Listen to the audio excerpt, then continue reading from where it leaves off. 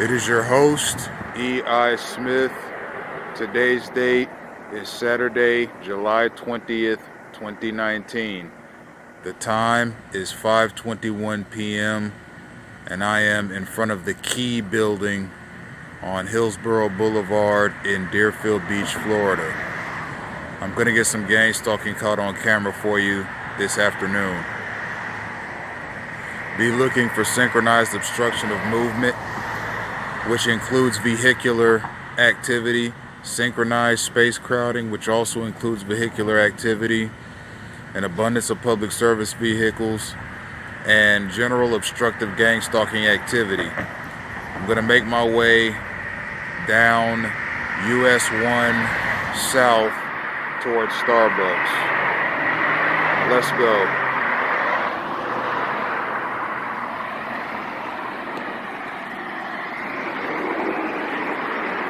As you can see, there's a tattered American flag in front of or to the immediate left of the Key building.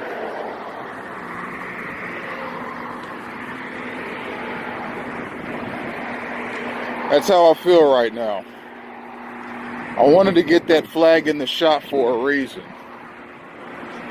I have been placed without cause, without warrant, without hearing, and without notification in a draconian, fascist, Nazi, Bolshevik, and Jim Crow operation.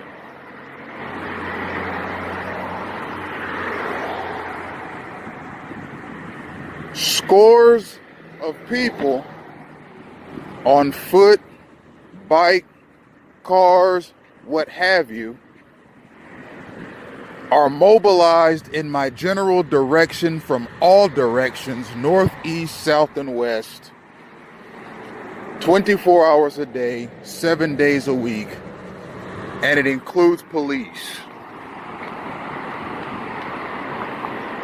There's some street theater right there. You can't really see it from here, but that is a cannabis news Hummer. It's a Hummer that drives around town advertising a newspaper that reports on the marijuana industry. I see that truck several times a day. It's a black Hummer and it's got green marijuana leaves painted all over it. First public service vehicle, ladies and gentlemen. That cannabis news truck is street theater. This fire rescue truck is street theater. We have synchronized obstruction of movement.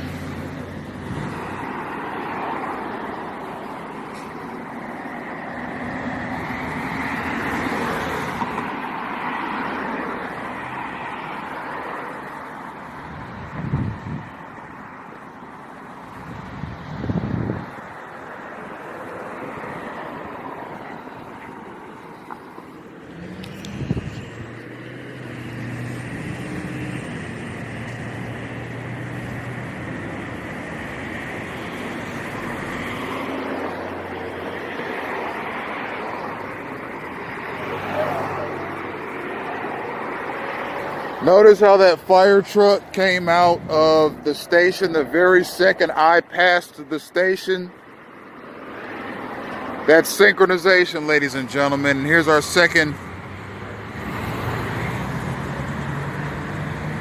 and third public service vehicles, 2 Metro buses. So we have a fire truck and 2 Metro buses. And here's a guy right here that just fell off his bike. This is street theater. Notice how he just happened to fall off of his bike as I'm walking down the street.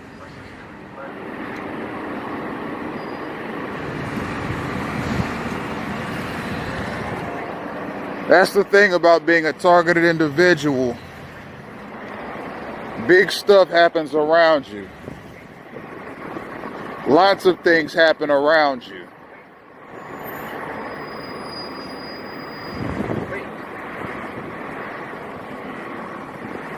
Wait.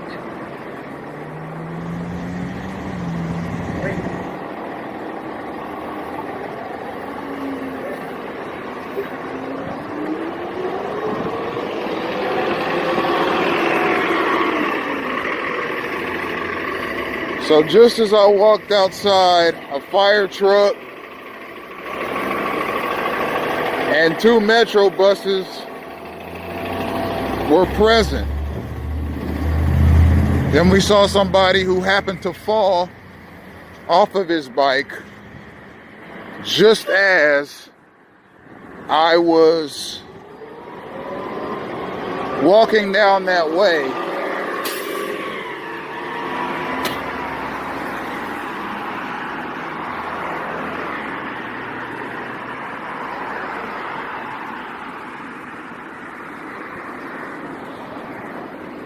Synchronized obstruction of movement, ladies and gentlemen. Not a word, not a peep out of any U.S. politician, not a peep out of the U.S. military, not a peep out of the Department of Justice, not a peep out of any private security firm, not a peep out of anybody. You know why? Because gang stalking is an asset to people that have anything that resembles power. If a person gets marked for gang stalking, it's lifelong. It's a lifelong dismantling of that person's life through constant annoyance. The street element of gang stalking is the element that I'm able to document for you now. But there's a workplace mobbing element to gang stalking. And that includes when you go to university. It's not just at work, it's at school. There's an interpersonal relationship destruction element to gang stalking.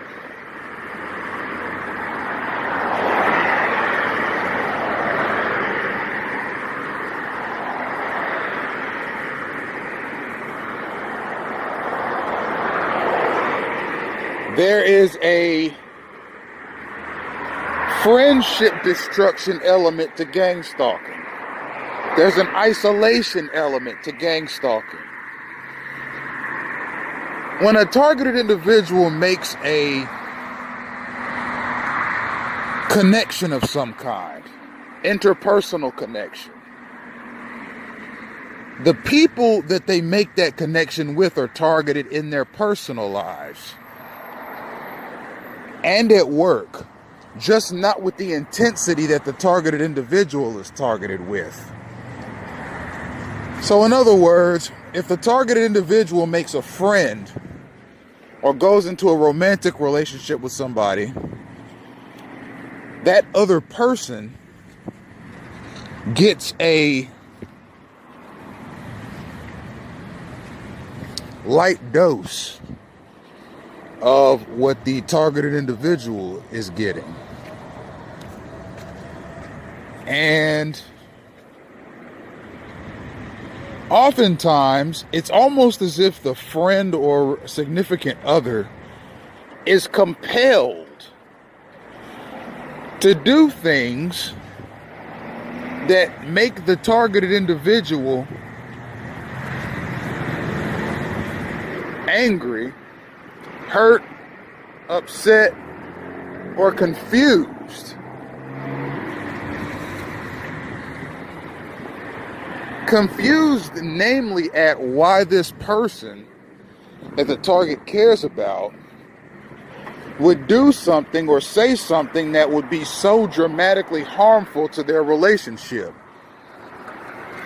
Synchronized space crowding, synchronized vehicular obstruction of movement, idiotic gang stalking. So that's a small glimpse of why targeted individuals' interpersonal relationships are destroyed. Now, what are the reasons a person can be put in into a gang stalking campaign? Well, there's a lot of reasons, but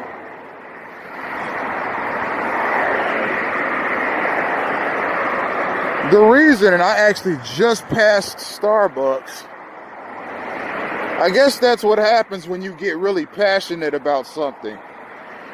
Sometimes other things go by the wayside.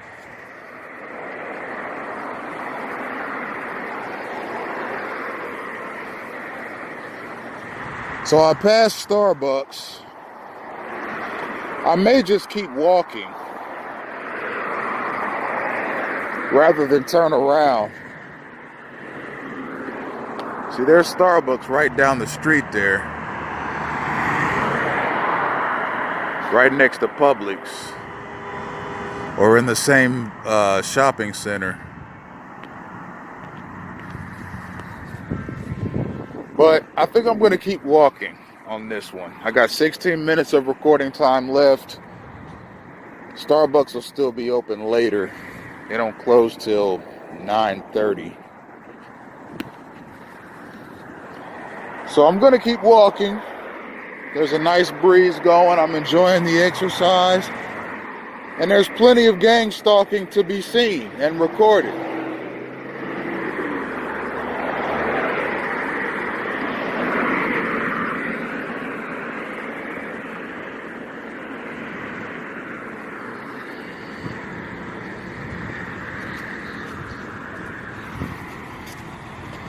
I see these a lot too. That's a form of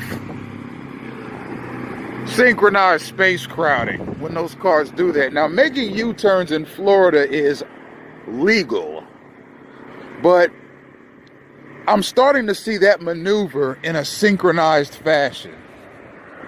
And I'm starting to see it with the same frequency that I see cars darting out in front of me.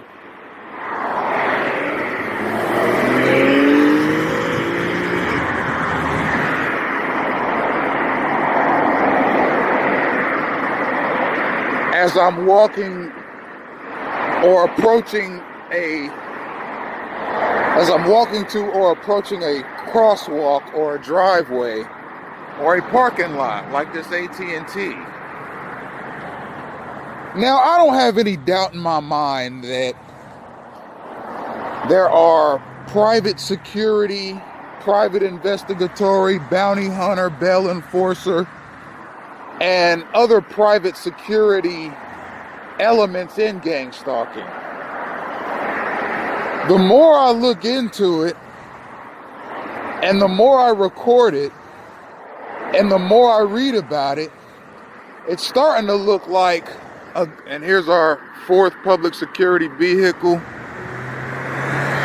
That's a Broward County Sheriff's vehicle. As I've said, ladies and gentlemen, an abundance of public service vehicles in the constant vicinity of the targeted individual is a part of gang stalking, is a hallmark of gang stalking, and it's an indicator of gang stalking. Now, why? Why are there always so many public service vehicles around a targeted individual? It's because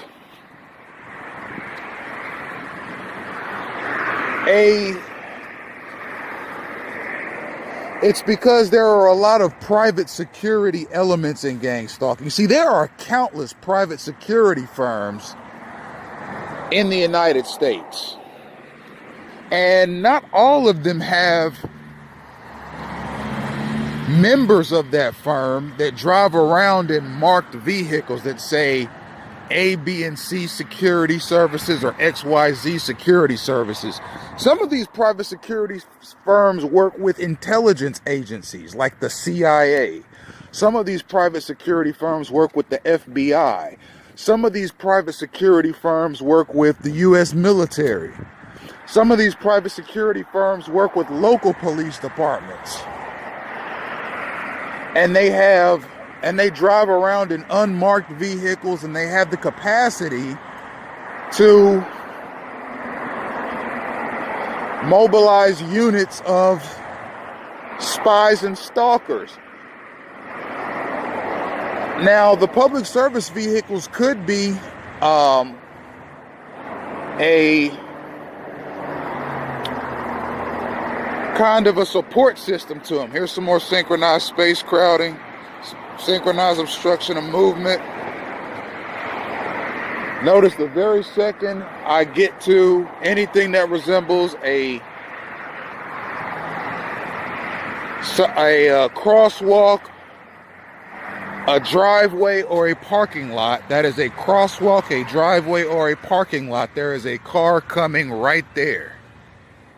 That is a synchronized gang stalking tactic meant to obstruct the space of, crowd the space of, obstruct the movement of, and crowd the movement of a targeted individual.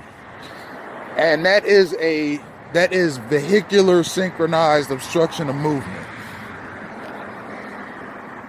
Now, when it comes to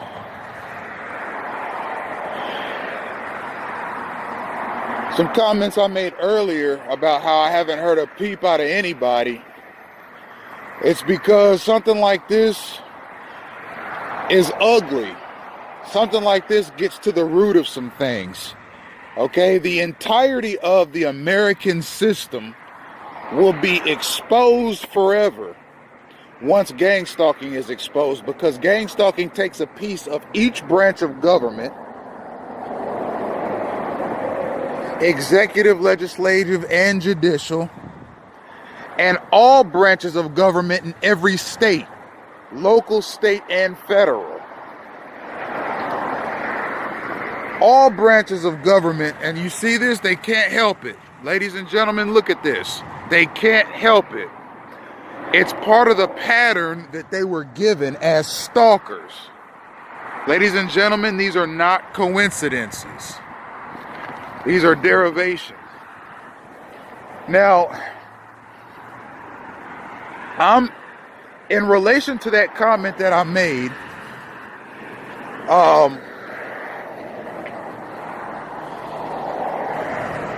I'm starting to think that a good, if not the vast majority of gang stalking is run and overseen by private security firms. There are thousands of them in the United States. And the reason I think that a lot of gang stalking is derived from the actions of private security firms is because there seems to be a lack of knowledge about it in federal law enforcement, in the military, in intelligence agencies. Politicians don't seem to know anything about it, and neither does the president. This is a substantive enough program to where it should be at the forefront of every political conversation being had, and no one's talking about it. So what I think it is, I think it's used by private security firms. I believe it's executed by private security firms in conjunction with local sheriff's departments, because it's easier to keep it secret and hidden the lower down the chain of command it operates from. So for example, if gang stalking is run by private security firms and private investigators and bail enforcers, as opposed to, I got somebody walking behind me here, just out of the blue, that kind of thing. That's how they operate. There's always somebody around you. There's always somebody obstructing you. There's always somebody crowding your space. That's how gang stalking operates, ladies and gentlemen. So anyhow, I imagine that it's easier to gang stalk somebody and keep it secret and hidden and do as much damage to that person's life as possible if you use private security, local sheriff's departments and private investigators, bail enforcers, bounty hunters, that kind of thing. Because these kinds of law enforcement and semi-law enforcement enterprises, they work undercover a lot of the time, and they can do maximum damage without maximum exposure. If the FBI, the CIA, the U.S. Armed Forces, U.S. politicians, the president, etc., if they were all to jump in on this, it wouldn't stay private for very long. You'd see leak after leak after leak after leak after leak, and the United States would just be totally decimated in terms of its credibility as a democracy after that. So I think the point of gang stalking is to terrorize U.S. citizens as frequently as possible for a number of reasons, so as to, and there's that cannabis truck I was telling you about earlier in the video. This is where it ended up. I see it everywhere. Anyhow, it's obviously street theater. So I imagine that's why it's done with private security and the enterprises I just named. It's because it's easier to do maximum damage with minimum exposure. And the more I witness gang stalking, the more I see it, the more I'm inclined to believe that there are private enterprises involved in this as the major players. And keep in mind too that private security firms these days have all the technology that you could possibly imagine. Some of them are as well equipped as some FBI officers, if not more so. And they're not tied to the same oaths that law enforcement officers are tied to, so they could do more dirt without having to worry about getting written up, etc., etc. And let's not forget the church element too. A lot of these churches are in conjunction with these gang stalking entities. I call them principal gang stalkers.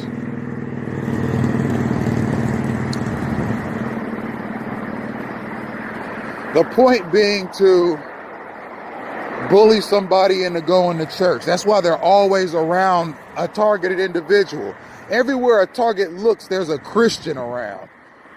And just about everybody that's approached me in South Florida in terms of somebody just wanting to talk, synchronized space crowding, again, right as I get to a driveway, there just happens to be a car coming. And notice how that's the only car coming, ladies and gentlemen.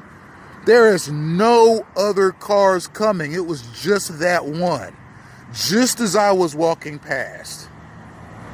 That is not a coincidence, ladies and gentlemen. That is a derivation. And, I'm just going to put it out there. I mean, anybody that would use law enforcement or semi-law enforcement resources just to annoy a person all day, every day is a pig. Plain and simple. And if any of those cowards had the nerve to stand and look at me in the eye face to face, I'd tell them that they were pigs right to their face. And really, I'm doing it to their face here because they monitor my social media accounts. Okay, so that's what I think of you, and that's what I think of your cohorts. Now, back to the gang stalking enterprise element of this thing. Yeah, private investigatory firms get millions upon millions of dollars, if not billions, from the taxpayer just to monitor people that might be dangerous, that could be dangerous. And this is how they do it. They do it in a fascist way and basically try and terrorize somebody, and it's not even a corrective program. I mean, they're just terrorizing you just to do it. And I'm not in any capacity looking to allow these worms to get the better of me, so I have to get them on camera. So what are the different ways that a person can get put in a gang stalking campaign? Well, there are a lot of different ways. There are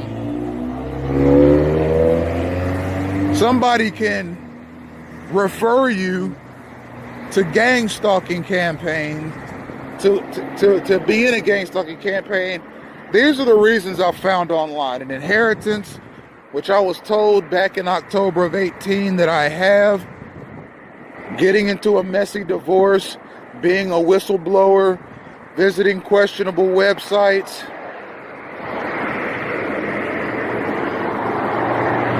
being a loner,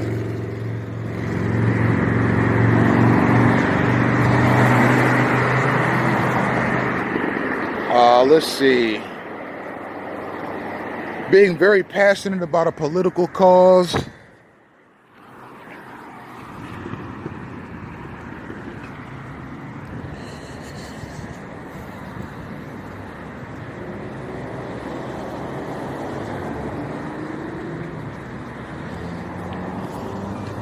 and just making the wrong enemy, which is